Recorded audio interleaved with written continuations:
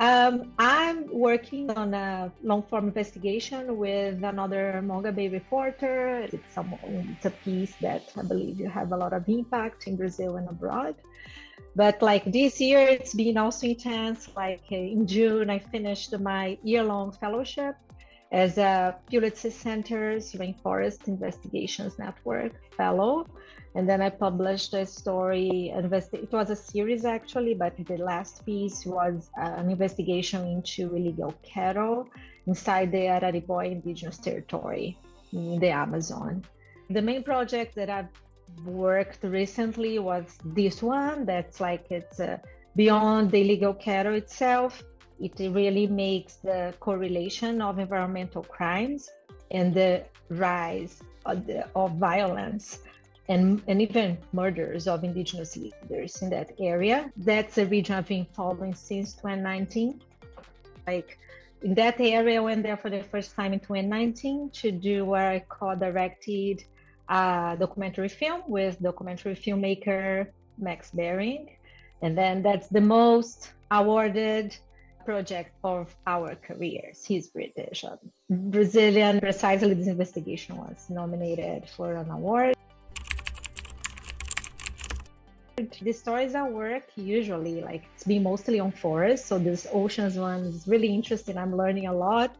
But like usually I cover a lot of deforestation issues, environmental issues, and its correlation with human rights. I cover a lot indigenous communities, traditional communities in the Amazon, and also Quilombola, who are Afro-Brazilian descendants of runaway enslaved people. So that's issues that I cover a lot. And because it's unfortunately that's reality in Brazil. That's very common. And specifically in this case of this project that I published this year, it's a project I follow since 2019. And one of the interviewees was murdered a few months after the documentary film we published in 2019. And like, it was really heartbroken. I couldn't sleep. I felt like a mission to keep following on that. And like the murder happened in 2019 until now, nobody has gone on trial, have been follow up on this. So like there's been a lot of delays, but at the same time, like it had already beyond the awards some very positive effects, because it would be a landmark case in Brazil as the first case of indigenous murder to go before a federal jury. And that's really unique because the prosecutors made the case that the murder was a crime against the entire community.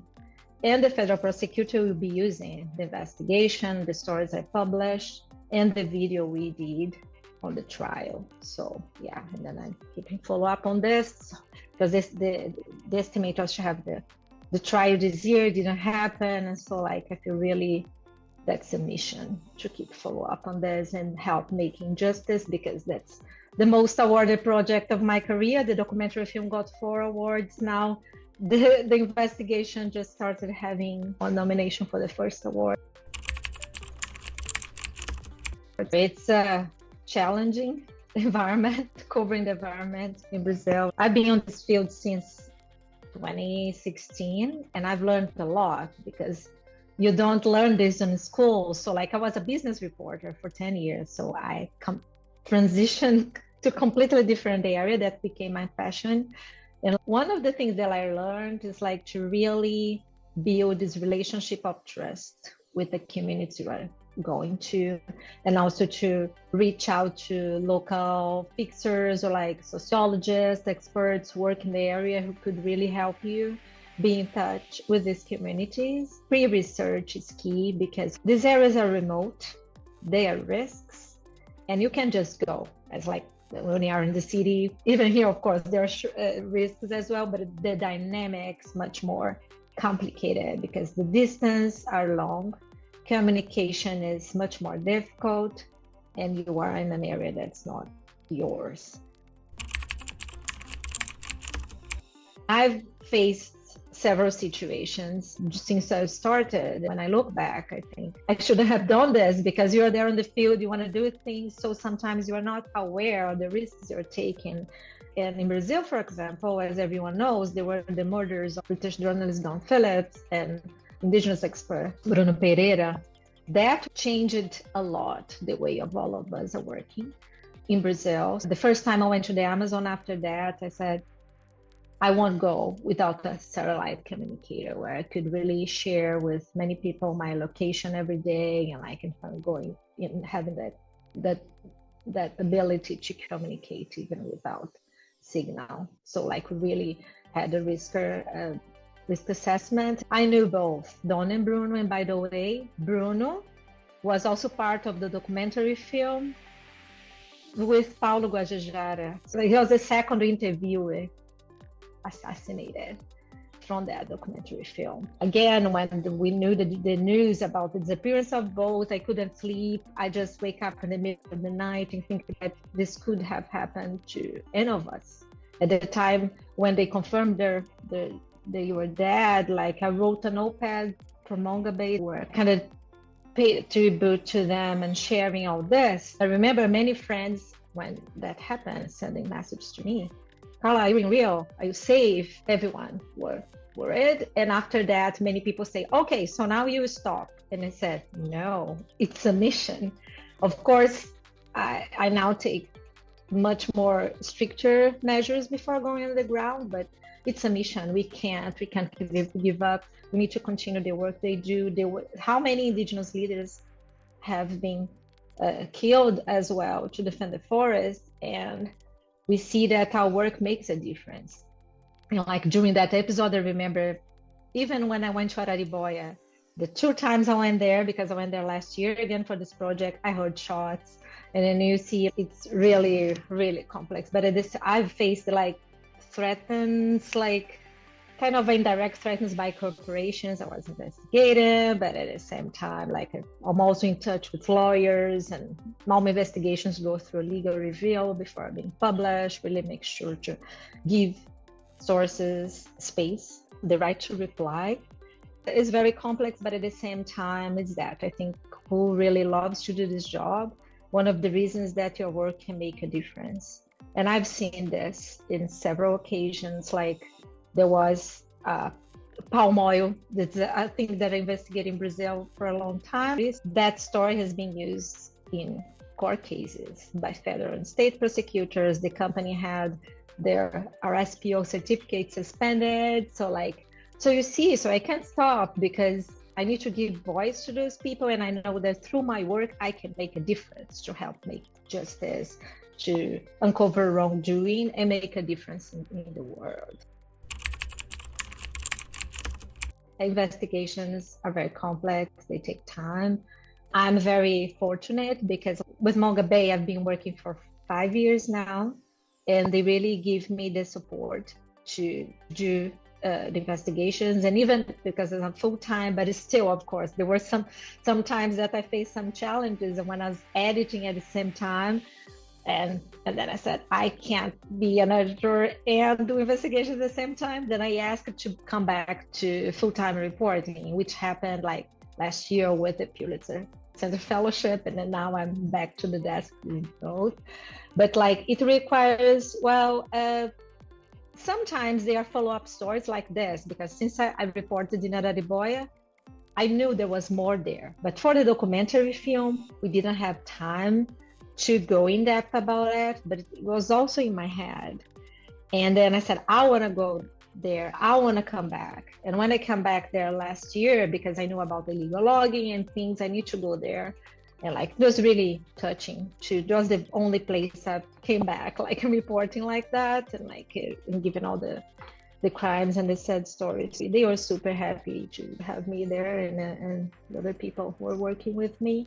Sometimes the tips come from sources who know you and trust on your work. So they tell you something, and then you really need, okay, this is interesting. So we need to really do in-depth research, see what has been published, set up a bunch of documents, to think about the approach, the timeline. And it's a very, very complex process.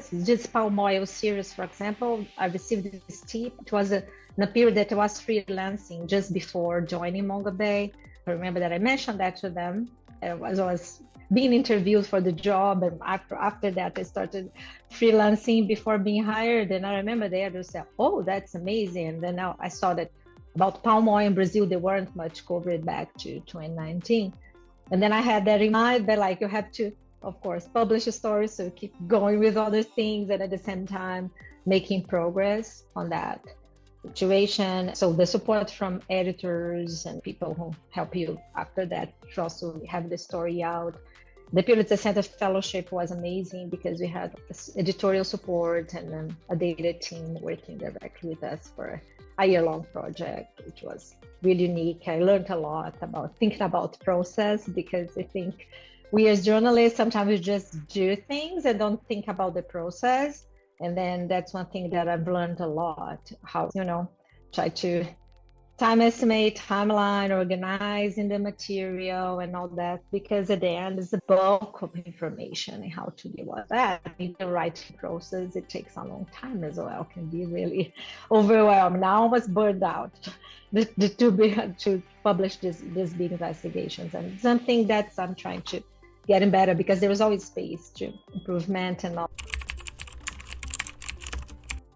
You can also have mental health issues, as sources who were murdered. There was a source from the palm oil investigation for the first one. He was shot in the head. He survived, but when I knew that, all the things, and to deal with all this, because we deal with very serious issues, and people being killed and all that, the struggles they're facing. So it is really important to have mental health support and to be able to share these problems with your team and with your friends. For me, meditation helps me a lot, mindfulness meditation, because otherwise you can just go crazy with that.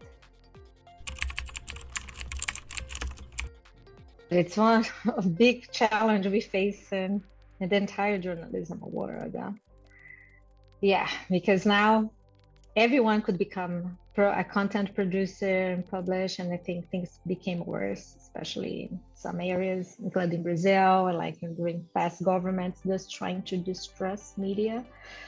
But at the same time, I think that our work is more important than ever. We should fight to really show how the impact of our work, getting close to our audience.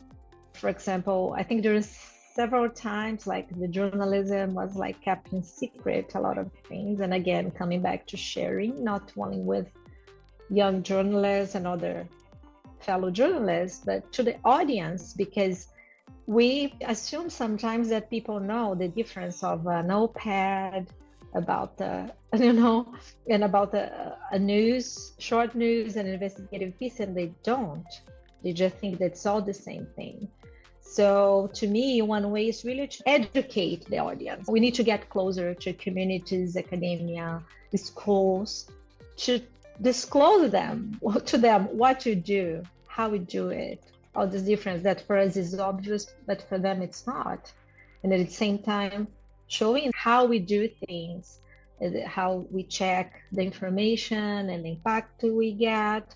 And then, so I think that's the best way. It's really to open this to our audience, because then through this, they can understand the difference of an investigation, just a message on Instagram or, a message app they receive from a family member doing things. And also, I think there are lots of outlets fact-checking and telling them you should always check. And the media has been under threat in several parts. I know that sometimes it's complicated because some outlets just take position of certain parties or certain issues, and then it triggers this hatred. But at the same time, we need to understand who our audience is, who we want to reach with our work, and ask them what they want to learn. So I think that's the best way to deal with it. First of all, go for it. Don't give up. even if the first speech was rejected. The other day, I've been out with our Mongabay fellows, and especially focused on a pitching webinar, because we see that several reporters struggle on that. When you're pitching a story, it's good to think about the inverted pyramid, so you can really, in the first lines, make the case, put a very strong information there. Don't write too much, but it's really important to do some pre-research before sending that. Environment and climate journalism is like the field that has the most opportunities at our time. We need people, because I've been in this field for some time. I'll keep doing, but we need to prepare the new generation to also keep covering it. My advice is also to look for webinars. There are many free webinars where you can really get more sense how to cover science, climate.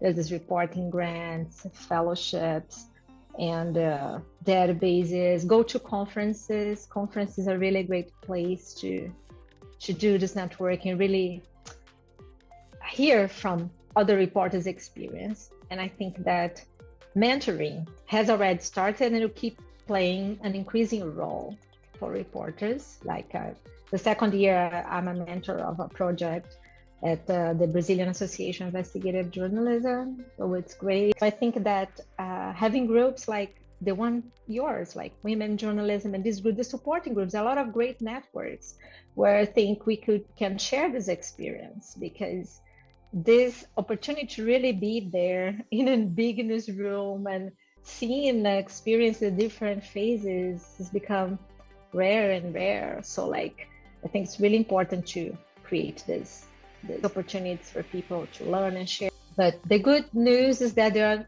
many opportunities around, and that's one thing that I'm really doing at want to bolster as a second vice president, and I chair the Society of Environmental Journalists. It's like was the first Brazilian and Latin America elected to the board, and my mission is really to help expanding. It's an amazing organization, but it's very focused on the US. And then I said we need to bring people from the global South, especially, and in the future maybe being able to have people who don't speak English, because English is also a barrier, but like bit by bit increasing, and think about being inclusive. They have amazing mentoring programs. They are free, volunteers. It's a very successful program. If people are interested in become environmental journalists, the SCJ is a good place to start too. They have categories for students. The global South pay much less the fee, and if the person can't pay, they can reach out to us and let's see, to find opportunities. So that's the things that I'm working, because like in 20 years as a journalist, I'm really in a stage that I think that we need to share. I'll keep doing my investigations. I love to do that, but I really want to share. And then especially in environmental and climate reporting, there is a lot of on the ground knowledge that must be shared. There's a lot of things they already learned when I was there. Nobody taught me, and I couldn't understand before going there. So like there is several things. Like recently there was a friend of mine who went to the Amazon for the first time during the severe drought. And then she just asked me for some tips. And then I said, take purifying water pills, because water can be an issue. And then she said, hey, this saved our lives, because our boat got stuck in the river that was dry. The mineral water was out, and through that they could keep it. So like just a very little example of how this practical experience is valuable. And I think also academia needs to change a little their minds, because they have people teaching journalism and sometimes they are not on the ground doing field work. That's why I think having workshops with people who are there doing this work, who could share the experience, and having mentors. When I did my master's in Canada, for example, I had a mentor who was an expert in the area of my project. So I think that there's a lot that we can do to give more opportunities for people and make them more prepared to start working on the ground.